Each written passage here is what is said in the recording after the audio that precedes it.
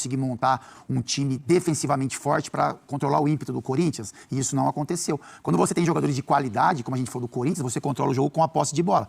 Quando você tem uma equipe em campo inferior, você tem que ter o mínimo de posicionamento e intensidade de marcação, como o Donan falou que a gente não viu isso hoje, e é trabalho do Carille fazer isso, né? Se ele tem a escalação na cabeça, é lógico que tem pouco tempo de trabalho, né? Então é muito mais na conversa do que no campo para corrigir algumas coisas. Conseguiu 2-0 com quantos minutos?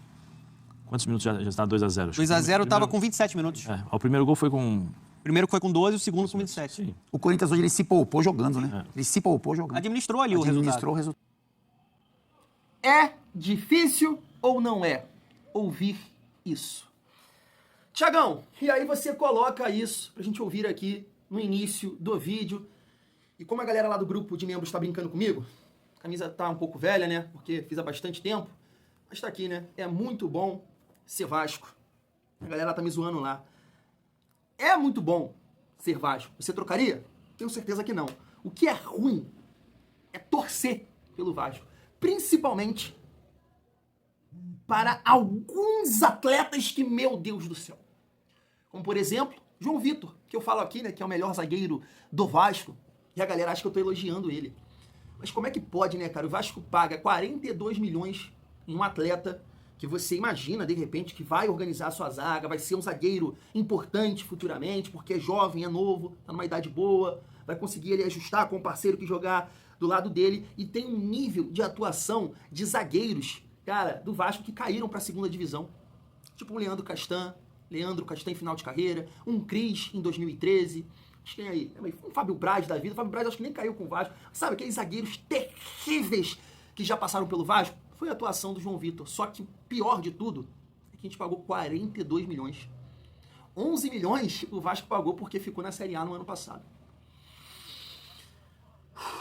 Mas eu resolvi começar com esse corte porque ele resumiu bem, né, a raiva de todo torcedor do Vasco com a partida de ontem. Porque ele fala do trabalho do Carille e eu não vou colocar na conta do time reserva. Foram 8 jogadores, né? Não vou colocar. Não vou. Respeito a opinião de todos. Mas mesmo assim, acredito que dava pra organizar o time e você competir. Porque nem isso a gente fez ontem. No vídeo de ontem, nosso pós-jogo, eu coloquei na conta da água, de Queimados. Igual os torcedores do Santos, né? Estão bebendo uma água lá e numa brisa, né? Uma resenha muito louca.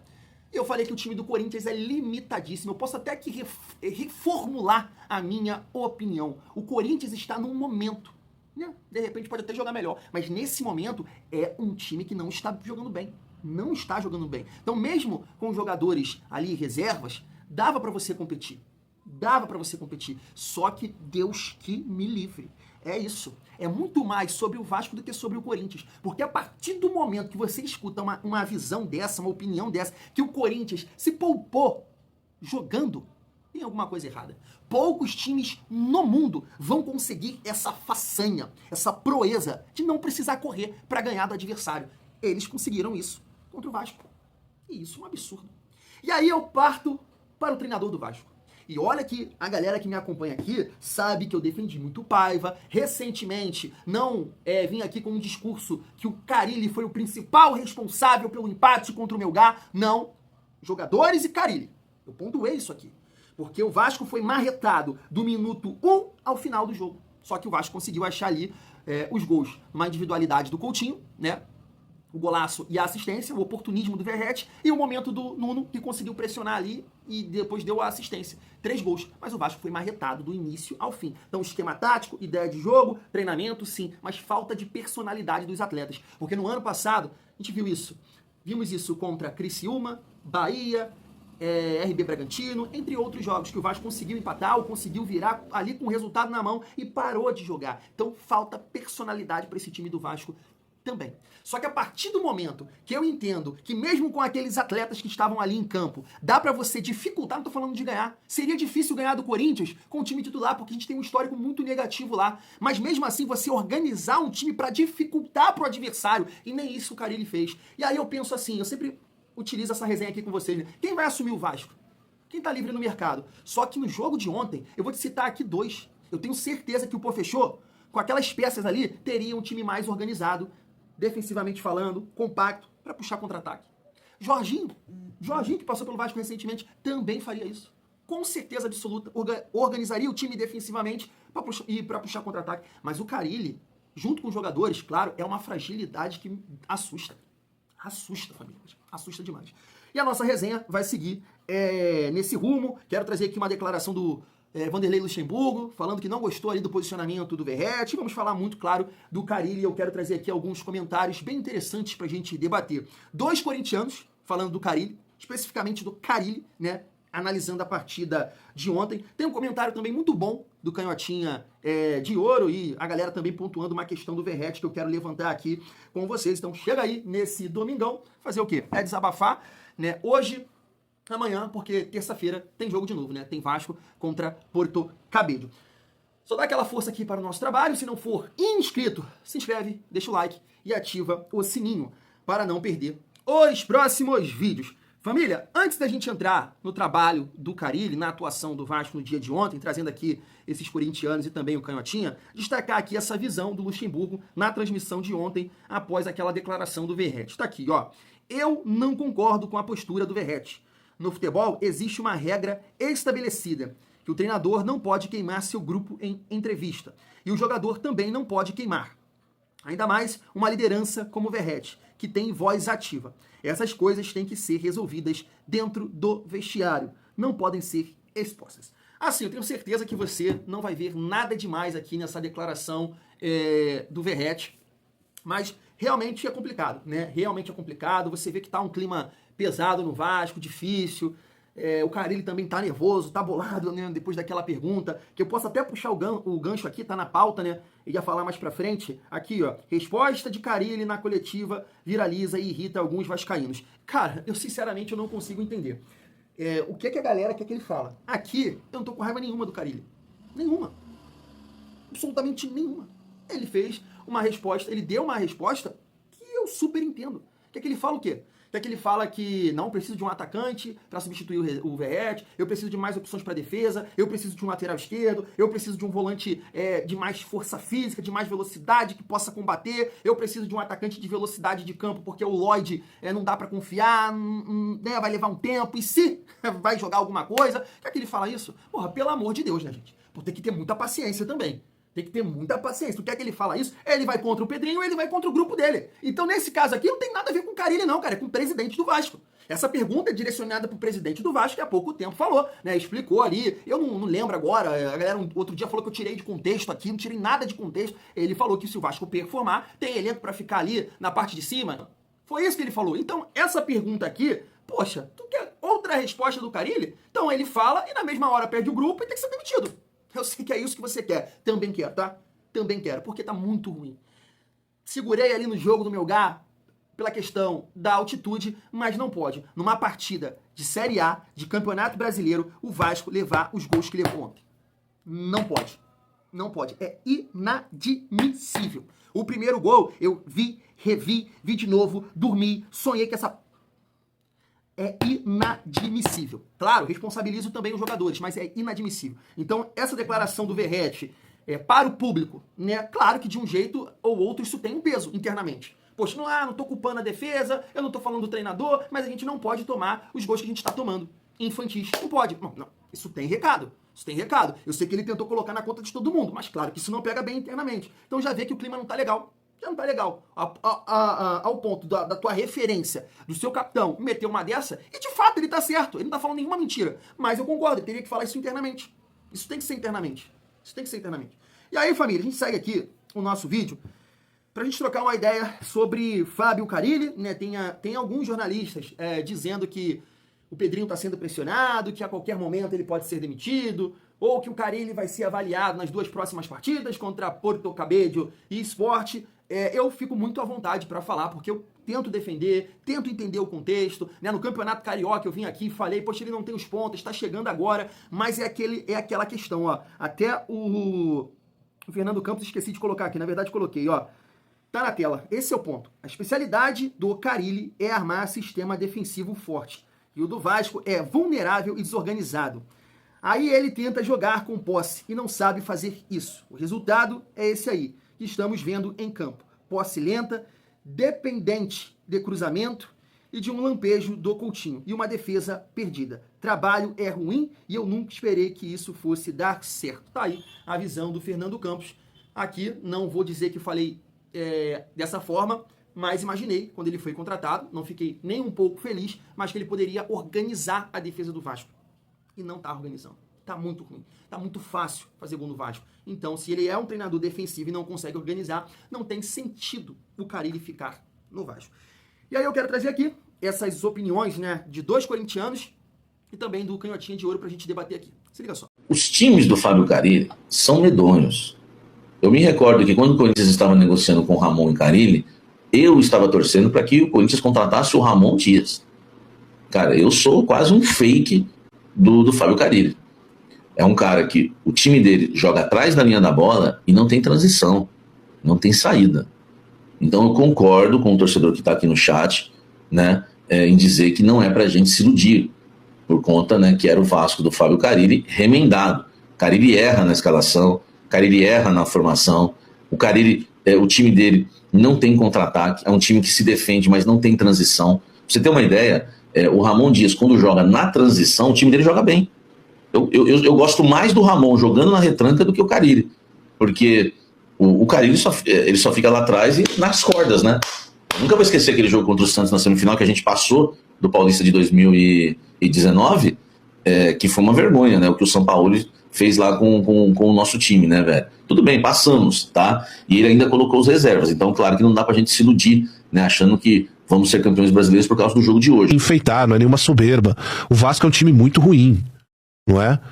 Eu zoei lá o Santástico, que os caras ficaram putos por ter tomado a virada do Vascão, que eles falaram, não, o Vasco é muito ruim. De fato, o Vasco é muito ruim. Mas é que do jeito que os caras estavam falando do Santos, parecia que o Santos era uma seleção, né? Calma lá. Sem Neymar ainda e tal, aí é meio loucura, mas vai ter santista que vai dizer que é. Agora, o Vasco é um time muito fraco, o Vasco é um time que não consegue pressionar saída de bola, não consegue fazer uma marcação alta, não consegue segurar o jogo um pouco na hora que tá sofrendo, o Vasco não consegue tomar o espaço vazio, não consegue fazer uma triangulação, você não vê tabela, formação de jogada, o Vasco quando chega na área não sabe o que fazer, não tem aquela ideia plena, né, de finalização do que eu vou fazer, como vai ser.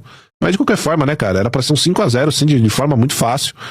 O Vasco muito desarrumado, né? Nosso querido Pepe Carille ainda acho que não conseguiu encontrar ali pelo menos não nesse jogo, né? Não conseguiu encontrar uma formação pra se segurar, né? Acho que ele pensou que ia conseguir sair nesse jogo. A grande realidade é que o Corinthians empurrou o Vasco pra trás. Não entendi nada, né? Primeiro da escalação do time do Vasco. Deve ter acontecido alguma coisa. Pra deixar o Verratti de fora? Pra deixar os principais jogadores de fora? Quem é que vai arrumar esse time? O Payet sozinho? Não consegue. Agora, o Tietê, no meio do campo, sumiu do jogo. O Tietê não jogou. Foi substituído aos 17 do segundo tempo pelo Verratti. O único jogador que não pode sair é o Verratti. Porque acaba o ataque do Vasco, acaba a jogada dentro da área. A única bola perigosa do Vasco foi o cruzamento, exatamente o Verratti. Final do jogo. Meteu de cabeça, quase meteu o gol, meteu um travessão. É o único que tem presença dentro da área adversária. Os outros não. O Lloyd Augusto sumiu do jogo. Ryan sumiu do jogo. Payet lá atrás, tocando a bola.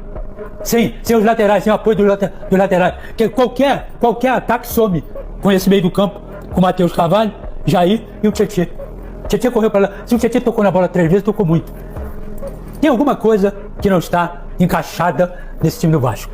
Desde os 3-1 que ele empatou, ganhava de 3-1 com 6 minutos do segundo tempo, ele meteu o terceiro gol do jogo passado, jogo retrasado. 6. Muito bem, 3-1. Final do jogo os caras empataram o jogo. Time apático, time não disputa a bola, time não chega junto. A defesa tá olhando os três gols do time do Corinthians, a defesa do Vasco estava olhando. Não tinha cobertura, não tinha nada. Um ali, outro aqui, outro aqui. O cara entrou aqui, deu de peito. O outro entrou aqui e meteu o gol. Não foi assim? E depois, o meio, tanto Yuri e o Memphis. Os dois. Um dominou a bola, tocou de peito, o Yuri entrou e fez o gol. Depois o Yuri entrou sozinho, empurrou a bola pro Memphis, ele entrou lá. Porra, e cadê a defesa do Vasco? Cadê o meio do campo do Vasco? Tem cobertura, não tem nada, absolutamente nada. Um time parecia que estava treinando. E um treino sem vontade. Família, Assim, o meu ponto é, até falando também sobre o Verratti, né, que ficou muito claro ontem a dependência que o Vasco tem do Verratti, buscando a todo momento, as únicas jogadas do Vasco era tentar cruzar para a área, mas não tinha o Verratti ali, era o Ryan. E o ponto aqui que eu já vi alguns vascaínos falando, outros influenciadores, tá vendo aí? E tem gente que pede o Verratti fora do Vasco. Poxa, é não entender, né? É só você ter um pouquinho só de entendimento de bola, sabe? O jogo de ontem é isso, é você entender o contexto. E o Corinthians, em absolutamente nenhum momento pressionou o Vasco. Nenhum momento teve aquela posse de bola de realmente botar na roda. Em nenhum momento. Então é claro que é um jogo pro Verratti. É evidente que é um jogo para o Verratti. Eu comento aqui com vocês que tem partidas, por exemplo, como foi contra o Flamengo, que você tem pouca posse de bola, que você mal passa do meio campo. Nesse tipo de jogo, de repente, é interessante você testar um time mais leve, sem o Verratti, para contra-atacar. Mas teve vários momentos do jogo contra o Corinthians que o Vasco conseguiu tocar a bola. E aí, sem o Verratti, é a única jogada que tem. Cadê? Ficou perdido. Mas o Ryan a gente defende aqui no momento desse, de jogar contra um time que tem a posse de bola. Talvez, por exemplo, um Internacional, fora de casa, que é um time também de toque, de dominar o adversário, de rodar bem o jogo. E aí você vai ter poucas jogadas, você vai pegar pouco na bola. De repente é isso, né? Se defender bem e atacar com velocidade. Esse é o ponto. Mas eu sempre falo aqui, o Verratti é muito importante para o Vasco. E ontem no nosso pré-jogo, se você pegar, eu falei, não, hoje é jogo pro Verratti. Hoje é jogo pro Verratti, porque o Corinthians não está jogando essa bola toda. O Corinthians não domina o adversário, o Corinthians tem muita dificuldade também. Pegou um time da Venezuela aí na pré-Libertadores, empatou lá, e aqui, irmão, foi marcar o gol no último minuto. No último minuto, o Corinthians não está jogando bem. Então, mesmo com 8 jogadores reservas ontem, dava pra você organizar o time e puxar contra-ataque. Tinha jogadores leves, Ryan, o Tietchan é leve, o Lloyd, mas é exatamente isso aí que os corintianos falaram. E o Canhotinha falou muito bem. O time é mole, o time não tem organização, o time não tem pegada, o time não tem nada. Foi um adversário frágil pro Corinthians. Foi muito fácil bater o Vasco ontem. Então, isso, no jogo de ontem, eu entendo que é muita responsabilidade do treinador. O Carille ontem, ele teve uma ideia de jogo que eu fiquei muito irritado com o Paiva no ano passado. Foi Botafogo contra Vasco no Engenhão, no Newton Santos, que ele me bota o Jean Davi pra tentar contra o melhor time do Brasil naquele momento, voando baixo, a galera correndo, cheio de tesão, a ideia do Paiva. Com o Jean Davi eu vou ter posse de bola. Aí ontem o Carille pensou o quê? Com o time reserva, irmão, isso é básico, ó, vou segurar, vou organizar bem aqui, fechadinho aqui atrás e vou tentar contra-atacar. Tinha jogador pra isso. Lloyd, Tietchan, o Paê organizando pra tentar enfiar uma jogada. Não foi isso que fez. Na verdade, família, com os gols que o Vasco tomou também, ficou até impossível fazer isso. E aí o que eu te falo, para complementar nessa questão do Verratti, a partir do momento que o adversário, ele se posta lá atrás, ele fica equilibrado, ele não sai, né? O Corinthians, você vê, o Corinthians não pressionou o Vasco como o Flamengo fez, por exemplo, jogando com os dois zagueiros aqui, ó, na linha do meio campo, não fez isso, ficou lá atrás, porque com 27 minutos, tava 2-0. Tava 2-0. Então chamou o Vasco pra cá, vou tocar a bola. Então assim, terrível o que o Carille fez ontem, em termos defensivos, de ideia de jogo, de erros que o Vasco teve. Então, muita coisa precisa mudar a partir desse jogo que ficou claro, né? Aquele jogo contra o Melgar, se tinha uma questão da altitude, contra o Corinthians, não. 8 jogadores, não. Dava para você organizar assim o time, porque o Corinthians não está vivendo um excelente momento. Mas a fragilidade do Vasco foi muito grande. Foi muito grande. Então, assim, não sei se vai ser avaliado nesses 2 jogos aí, mas não tem sentido hoje o Carille permanecer no Vasco. Se ele não consegue organizar a defesa do Vasco, que é o grande ponto do trabalho dele, não existe sentido na permanência dele. Se você contar os 2 jogos que o Vasco fez de preparação, Boa Vista e Maricá, o Vasco em 5 partidas tomou 10 gols. 10 gols. Não pode. Não pode ser fácil assim. E o Verratti, que ele tá certo, tá? O Verratti tá muito certo. Só não deveria, sei lá, falar dessa maneira. Ele deveria falar isso internamente. Mas ele tá certo. Tá muito fácil fazer gol no Vasco. Então, assim, eu não vejo saída. Não vejo saída. Fui.